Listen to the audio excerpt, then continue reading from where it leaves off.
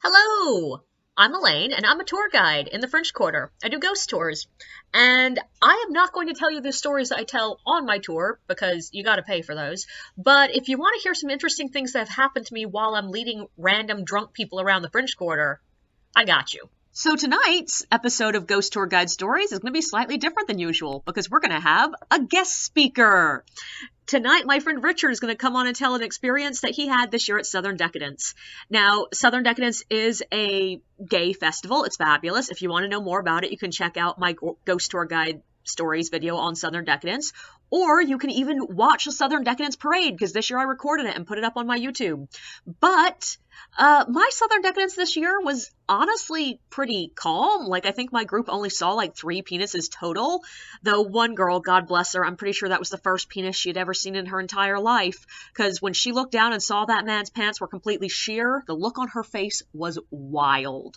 But my friend Richard had a very interesting experience that he's going to tell you all about. To some extent, New Orleans is always a little bit crazy, and you never know when you might see a naked person running down the street, especially in the French Quarter.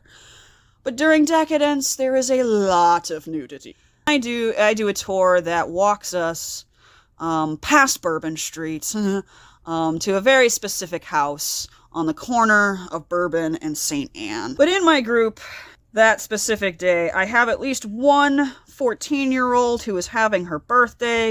She got way more than she bargained for a 14th birthday trip to New Orleans. That's all I gotta say, because we walked around the corner, coming up to Bourbon Street, and it took me about 35 seconds to realize what I was witnessing.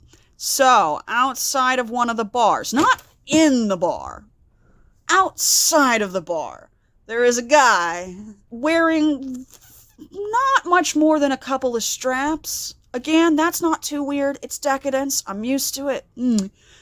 But there is another man right behind him, and his face was all the way up in those butt cheeks. Just all the way up in there, doing a very, very obvious public sex act at 1:30 in the afternoon. And it is actually one of the jokes I've told people afterwards. It's not so much that public sex was happening. I mean, that's rare. I know you've heard crazy stories about New Orleans, but full-on sex in public is rare. But what was kind of hilarious is that it's 1:30 in the afternoon. It's a bit soon for this. Like, I would have more expected that later in the night when people were way drunker. But yeah, so it was one of those moments of, I'm not sure how much the 14-year-old saw, because again, I just stopped dead in my tracks and stared for like 30 seconds, because it was like, what the, oh, okay. All right, let's continue moving. Nobody look that way. Go across the street. I usually set up, by the way, like where my group would have been in eyesight of these two men. And I actually went ahead and stopped there out of just habit, and then my brain went, you should probably move everyone further down the street in case they continue. Because they had stopped. Like, they had done a little, and then they stopped, and it was like, yeah, but they might continue, and no one is going to pay attention to the story of Eloise Galapillon, daughter of Marie Laveau, as badass as that is, when there are two guys having full-on sex just across the street. And while we're on the topic of just nudity in general and crazy tours, I used to do child ghost tours, and I mean child ghost tours. These were the kind of tours where the ideal targeted market was like 6 to 11, and I had forgotten that another event in New Orleans, and I don't know what dates they actually do this on. I always forget it until I'm right in the middle of it. There's a naked bike ride that happened.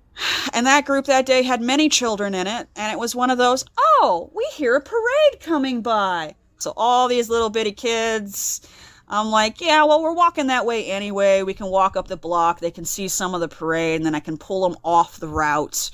And hopefully the parade doesn't turn on the street I want to get on to get to my next story.